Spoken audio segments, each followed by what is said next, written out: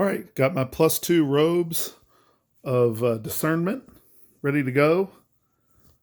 Blessed by Albert Mohler.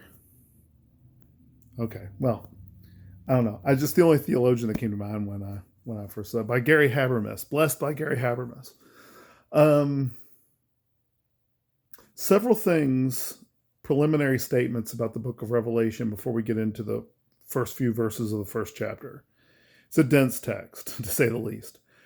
The first thing is it's very important when you go to, this is true for any text of the Bible, okay, is to take your aspirations or ideas or imagination or even things you hold on to dearly, like your eschatology, like what your view of end times is, pre-mill, post-mill, all-mill, all that stuff. I find it's best to go to things like the book of Revelation and just expect to hear from God. Go in and just try to figure out what's happening with the text. Spend the vast majority of your time in your mind and in your reading and in your prayers with who was the author, what was the author's intentions, and who was the author communicating to, and what's this mean for me? Don't force it, but definitely think it through. Also, I may have said this in the last thing. In fact, I know I did. Sometimes when you struggle with the text, it's good just to reread it and reread it. And that helps sometimes too. Next is this. What is the nature of the book of Revelation? If you've never studied it, you may be under the impression that it's a vision. We're going to find out in the first few verses that it's not a mere vision. There are things where John seems to be commentating on a vision. There are times where John appears to be in first person in a vision. There's times where John switches from a first person's perspective to a third person perspective. There's times where he's being told something by God. He's being told something by angels. He's hearing things. And it all makes you wonder, what is the nature of this revelation? I will say this, a vision is too simplistic. There's a whole lot more going on here than just a vision, okay? And as we go through it, you'll see this. There's just tons of different ways and different facets in which he's communicating. Some of the language used is from the Old Testament and is likely not meant to be understood as a vision. Some of these things should be understood literally, like he literally saw some of these things. It's clear he means it that way. There's just so much going on. And then there's tons of ambiguity and debatable texts and so forth. So you could imagine then, why would it be a good thing to take your preconceived ideas and bring them to the text? It's never probably too great of an idea, unless you're really searching for an answer to a question you have or something along those lines. There's enough going on here that leaving those things on pause is probably not a bad idea. We really won't even get to the millennium until chapter 20 anyway, and I probably won't even deal with eschatological concerns when it comes to that. Finally, from what we learned in Galatians, this is really important. And we learned it in probably all of Paul's writings, because you learn this in Romans too. Actually, it's more pronounced in Romans, that it's not. Remember when he talked about in Romans, they were entrusted with the oracles of God. And that we said entrusted meant what? That they would not just hear the oracles of God, but they're entrusted in that they would do the oracles of God. They would do those things. Keep that in mind as we go. If we get the zany professor, get him in here.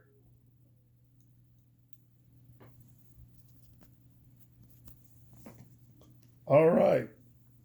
I don't know why I thought this would be funny to just talk about as a little bit of a relief. I was in school watching a debate between a Christian and an atheist, and I thought it was funny that the atheist was making the claim that Jesus, by ascending, would have suffocated and died once he got past the atmosphere. And he went on further to say, but even if he did live, it's already absurd. Even if he did live, there's nothing he would be doing. And I remember he goes, what's he doing up there? What's he doing up there? And I don't know why I've been thinking about that lately, but it just cracks me up. We're going to find out what's he doing up there. We're going to find out. Chapter 1, verse 1. The revelation of Jesus Christ, which God gave him to show to his servants the things that must soon take place, he made it known by sending his angel to his servant John. So, we see the Father do things through the Son, right? So that's not a surprise. We're taking in, now what am I doing? If you take this passage by itself, as I just said to do, it's fine. But remember, when it comes to our theological concerns, we may need to borrow from other passages. So here, right out of the get-go, the zany professor has to deal with, hey, how do we harmonize texts? After I just talked about not bringing in too many assumptions. But I didn't, right? I read the text first, and now I'm going two other texts in my mind to say, okay, we see this at other times. And then, this is really important. He says it was to show his servants, and then John calls himself a servant. So he's not seeing himself as above, giving down below to the sheep, as it were. He sees himself as a fellow servant, okay? So it's a revelation of Jesus Christ, which God gave him to show to his servants. Jesus, that is, right? The things that must soon take place, he made it known by sending his angel to his servant John. So, this revelation comes from God. It's about Jesus. It's sent to all of his servants, including John, and he did so through an angel. Now, you're going to see, keep that in mind, because how was a single thing given through an angel here?